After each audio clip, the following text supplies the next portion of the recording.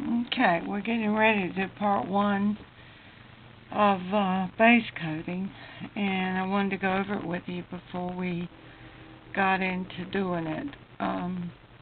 You always want to paint what's under first, and if you look at your pattern, this leaf is under the bird and the pear, so that would be my first thing to base coat. This leaf is under two pears, and this leaf is B number 3. So I want to get all those base coated. This leaf has a turned up edge, so the bottom should stay straight because it's like a fold. Then if we look again, we see that we're going to do what's under next, and I think it is this pear. So it could be number 4. This pear is under the bird and the other pear. It could be 5. And then 6, because this is on top of the bird. Then when we get to base coating the bird, we'll tear down how you would base coat it in sections.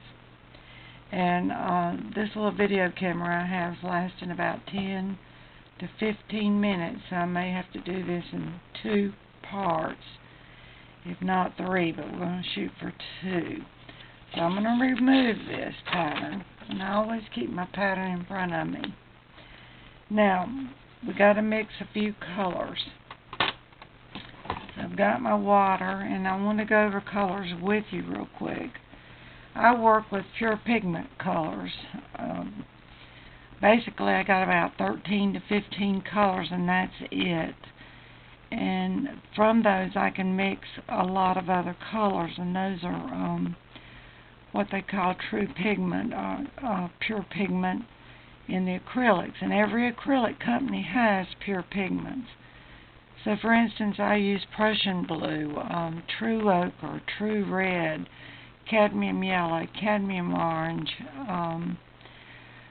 cadmium yellow, and black and burnt umber and burnt sienna and raw sienna, and from those I can make lots of colors if I don't have any. Now what I have found is there is 3 colors that I use on my leaves that turn out pretty every time, and I do keep those 3 on hand. And one is antique green, and one is celery green, and then black green, and those really turn out pretty, and then I can add accent colors to them to give them a fallish look or whatever I need to add to them, blue, burgundy, whatever. The first thing we're going to be mixing is our, well, I'm not going to mix it yet. Let's back up and do our leaves first, and I'm going to base coat them in antique green. And that will be my first step. And in the brush video I gave you, that showed you how to base coat using your chisel edge. And I'm going to move from there.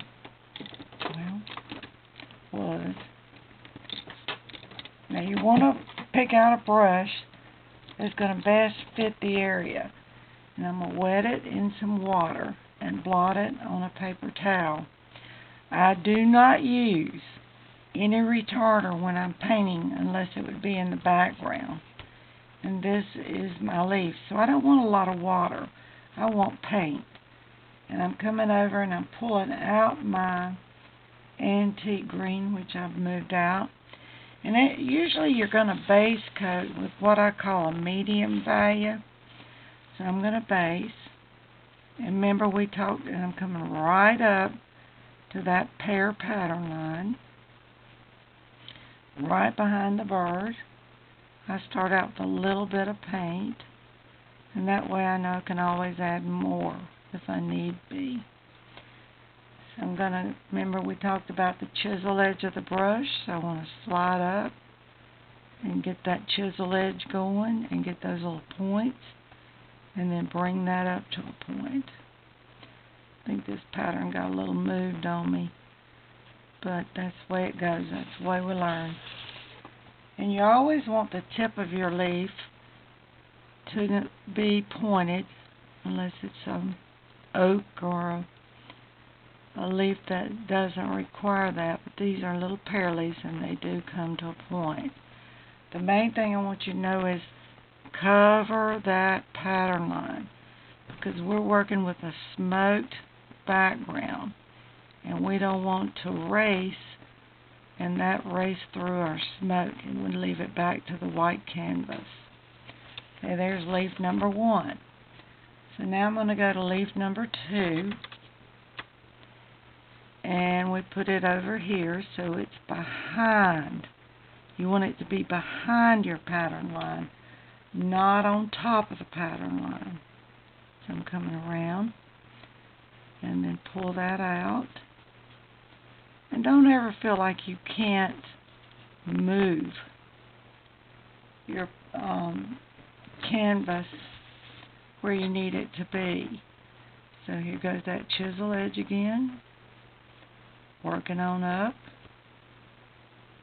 and I kind of basted in the middle.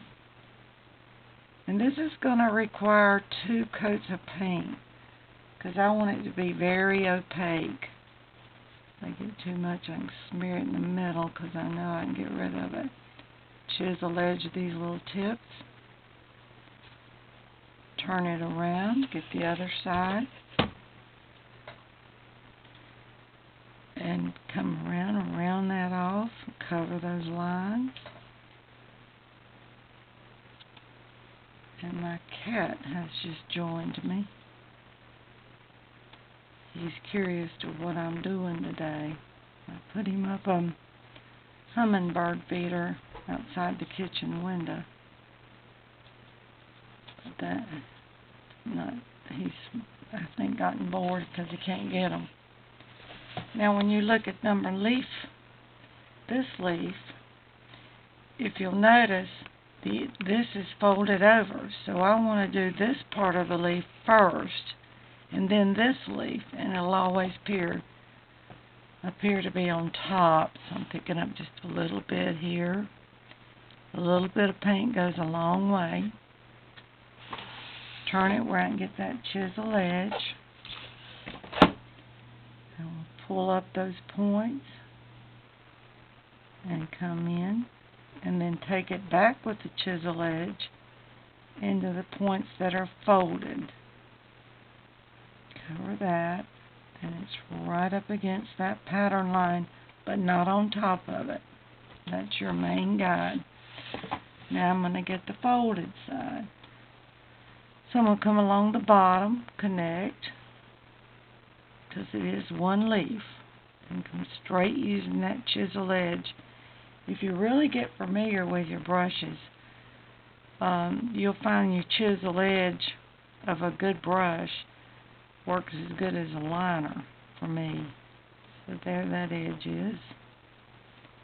And then that's going to all come off to a point. Now I'm going to allow those to dry, and I will give them a second coat. You can always blow it dry, but I'm one that lets it dry and moves on to another step. Now if I do my pears, I'm rinsing that water out. Paint, and I'm moving to pear number 3, which is under 4. And it's base coated with your true yellow.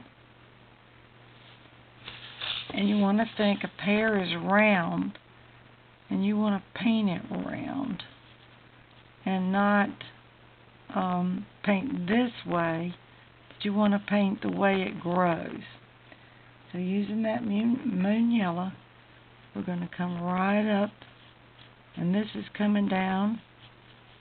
You see how good my paint pigment is? I don't have a lot of water in my brush. Now you're not putting retarder in your paint at all. And that's something we're going to all really learn about, is when we get to the retarder point. You're just using paint. Brush has just been dampened and rinsed out with water because I showed you I put soap in mine. And I'm going to turn it so that I can get to the corners, or to the sides. Come on around. right up to the pattern line, but what can you see right there? The pattern line. So I'm turning it. Canvas, you got to work it a little bit into those pores. Come on around, keep it round. Try not to have any straight sides, because the pear is round, and this one is laying on the ground, but we'll put some color underneath there in a little bit to sink that down. Cover that line. Come on around. There's that little stem. I'm painting just a little bit around it. And I'm going to turn it. Spread that out where I don't have any texture. Now it's okay to have texture, as long as you have texture in your whole painting and not just a little bit of it. Alright, that's that one. And this is that little smile line that we'll get into. So I'm just kind of smoothing out. I believe that's going to get by with one cut for sure. So then I'm going to get a little bit closer to this pear and make this edge a little bit smoother. And that's all I want to do to that. Then you're going to go to number 5, or 4-leaf, pear, and then to number 5. And repeat the same thing. And do that throughout your painting. I want you to get all 3 pears base coated. And I'm going to quickly pick up burnt umber. And I want to paint in the stem. And I'm doing this ahead of time, but I wanted you to see it. It comes down into that, what I call a smile line. And you see how I'm still using the same brush? And that's one coat of burnt umber, but very little water in it. But my brush is wet to the ferrule, so it won't dry. And then there's that one. Now I'm going to show you one here that is larger. Maybe this one up here that comes in. It comes off to the top like a little triangle and then drops down into that canvas. And when we shade and highlight these, you don't want to make your stem come out on your pear. You want it to stay down in that little V area. And again, you can see how much that chisel edge helps me to stay right where I need to. Normally I would not paint them until I had painted these pears, but I wanted you to see a close-up of that. And it's getting a little fatter because I'm playing. So I'm going to let that dry. Now this one may be dry enough to go ahead and put another coat of paint on it. Canvas has a tendency to dry a little faster than most of your colors. Then you can go right back, and I would go ahead and base coat my leaves again, and I start with the one I started with first, because I know it's probably dry. And this goes fast when you're doing your next coat. And this is again antique green, and that's my medium value. And I'm trying to watch the clock where this doesn't just stop on you again like it did with the brushes. And those pattern lines will cover up. And if you have a lot of water in your brush, you're going to not get good coverage. So watch that.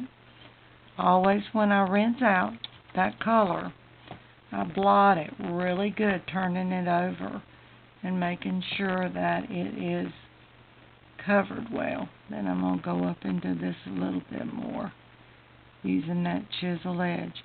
I'd be lost without a brush that didn't have a good chisel edge.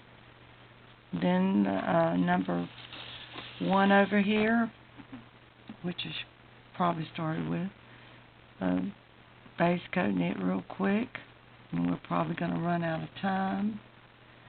I have a big video camera, but the problem I'm having with it is when you transfer it, it goes into a program called iMovie, which is probably what they do movies with, and it's beyond me. So I'm getting some training on that, and it won't be long till we'll have some really good videos. But there's that one. Second coat. Back to this last one real quick. Slinging that in there with that chisel edge. And don't forget, you can flatten your brush out in your paint to get that chisel edge. And at this point, I think they got pretty good coverage. So I'm going to stop there on the leaf. So what I need for you to do is all of your leaves, get those base coated with 2 coats. If you have too much water in your brush, you may have to do 3 coats.